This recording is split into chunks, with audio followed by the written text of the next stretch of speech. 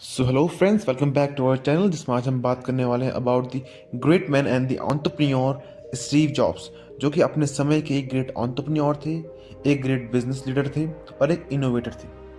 So guys, अगर हम उनकी स्ट्रगलिंग जर्नी की शुरुआत करें तो वो एक अनवांटेड सन थे।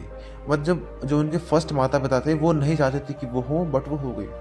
तो उसके बाद उन्होंने अपने बच्चों को अडॉप्शन के लिए दिया। जो उनके सेकंड माता पिता थे वो थे पॉल एंड क्लेरा। तो उन्होंने उनको पढ़ाया लिखाया और बड़ा किया।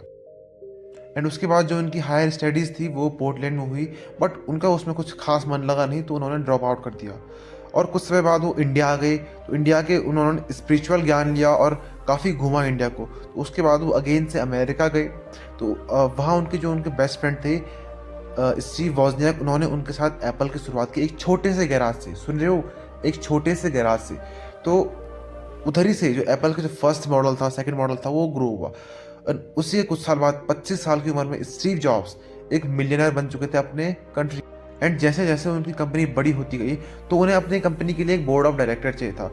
तो उन्होंने उस समय जो पेप्सी के जो सीईओ थे, जॉन स्कली, उनको निमंत्रण दिया कि आप हमारे कंपनी में बोर्ड ऑफ डायरेक्टर की पोस्ट लीजिए। पर जो जॉन स्कली थे उन्होंने ना बोला।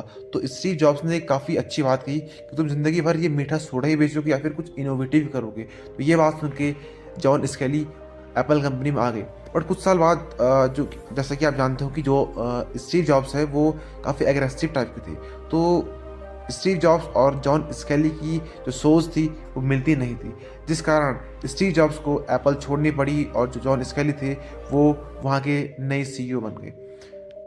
बट एप्पल से निकालने जाने के बावजूद भी स्टीव जॉब्स रुके नहीं और उन्होंने अपनी एक नेक्स्ट सॉफ्टवेयर कंपनी शुरू की जिसका नाम था नेक्स्ट।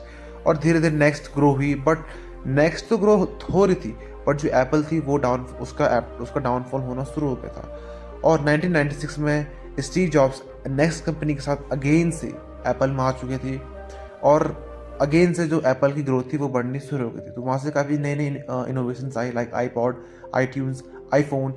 एंड उसके बाद एप्पल का भी रुकी भी नहीं। बट सैडली 2011 5 अक्टूबर को स्टीव जॉब्स की डेथ हो गई। वो काफ़ी सैड मोमेंट था। एंड गाइस, अगर आपको ये वीडियो अच्छी लगी हो तो लाइक शेयर सब्सक्राइब करना मत भूलना।